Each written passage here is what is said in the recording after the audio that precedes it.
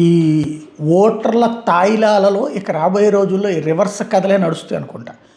నాకు బాగా గుర్తు, నేను స్కూల్ చదివే రోజుల్లో మంగళగిరిలో ఎన్నికలు జరిగినప్పుడు జమున సినీ నటి పోటీ చేసిన కాంగ్రెస్ తరఫున. అప్పుడు కమ్యూనిస్టులు అవతల పక్కన ఉన్నారు, తెలుగుదేశం అటు ఎంఎస్ఎస్ కోటేశ్వరరావు గారిని కూడా పోటీ చేస్తున్నారు.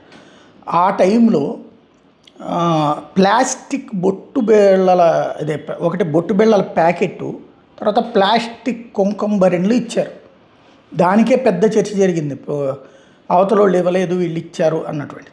అక్కడి నుంచి ప్రారంభిస్తే ఇప్పుడు వందలు వేలు దగ్గరికి వెళ్ళిపోయింది.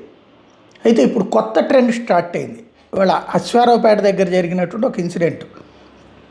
డబ్బులు 2,500 ఓటుకి ఇచ్చారట, ఒక కుక్కర్ కూడా ఇచ్చారట ఇంటికి. అయితే వాళ్ళలో కొంతమంది ఓటు వేయలేదు, అభ్యర్థికి వేయకపోవడం కదా, అసలు ఓటుకి ఎలక్షన్కి పోలింగ్ బూత్కి పోలేదు. మీరు అట్లా పోలింగ్ బూత్కి పోయినప్పుడు మీకు డబ్బులు ఎందుకు ఇవ్వాలి, మేము ఇచ్చేయండి అని అడిగి తీసుకోవడం. అట్లా కొంతమందిది ఓటు తనకి వెయ్యలేదు అన్నటువంటి వాళ్ళని కూడా మాకు ఇచ్చేయమని చెప్పడం. ఇప్పుడు వాస్తవంగా ఏమవుతుంది, గత కొన్నేళ్ల నుంచి కూడా అందరి దగ్గర ఎవరిస్తే అందరి దగ్గర తీసుకుంటున్నారు. అప్పట్లో అయితే ఒక లెక్క ఉండేదన్నమాట, డబ్బులు ఎవరు ముందిస్తారో వాళ్ళకి ఓటుకు కమిట్మెంటు ఓ 15 ఏళ్ల క్రితం. తర్వాత అందరి దగ్గర తీసుకుని నచ్చిన వాళ్ళకి ఓటు వేయడం అన్నటువంటిది నడుస్తూ ఉంది.